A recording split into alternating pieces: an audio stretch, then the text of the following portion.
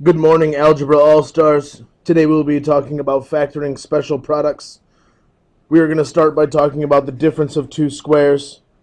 In this pattern, take a look. The expression starts as a binomial. That's a huge dead giveaway that we will be using difference of two squares.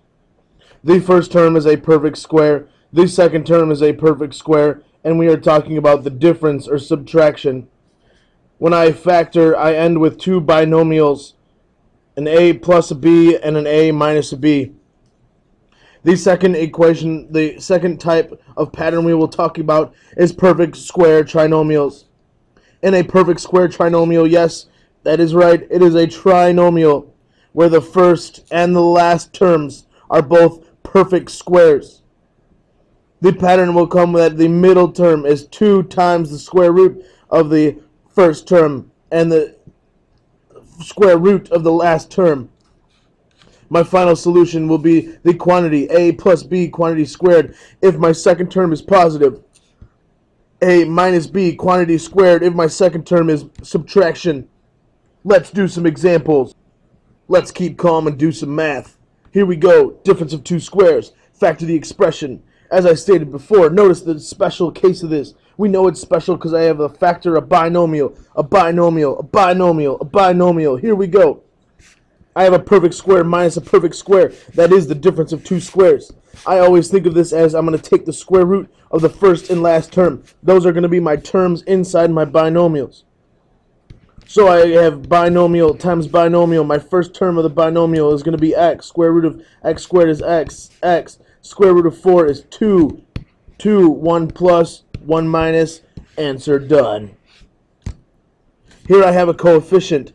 But look at that coefficient. That is a perfect square. Y squared, perfect square. 121, perfect square. And it is subtraction.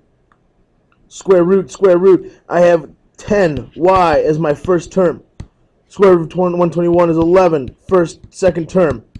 10y plus 11 and a 10y minus 11. If this was a plus in between these, I would not be able to do it. This is called difference of two squares. Last two examples. Perfect square, perfect square, perfect square, perfect square. Oh my gosh, they're all perfect squares. And we are subtracting. Therefore, let's go. Square root of 16q squared is 4q. Square root of 81p squared is 9p. I have one positive, 4q minus 9p. And there's my answer. As a reminder, with all of these, you can always you can refoil back out to double check your work. Here in this last example, 2 is not a perfect square, so that probably means I need to take out a GCF. In this case, the GCF is going to be 2. Left over, I have an n squared minus 49. Look what's left in my parentheses, ladies and gentlemen. I have a perfect square minus a perfect square. Don't forget your GCF. Binomial times a binomial. 1 plus, 1 minus. It's not 9, it's 7. I was just testing you. Good job for those of you that noticed that it was different. And my answer is done. Difference of two squares. Last, but certainly not least, perfect square trinomials. These are all trinomials. So, of course, solving these in the way of using the box method of what multiplies to the last term that adds to the middle term will always work. But if you can notice the pattern, it is going to save you a whole bunch of time. Notice the first term is a perfect square. The last term is a perfect square. And my middle term, this is x squared, this is 2 squared, perfect squares.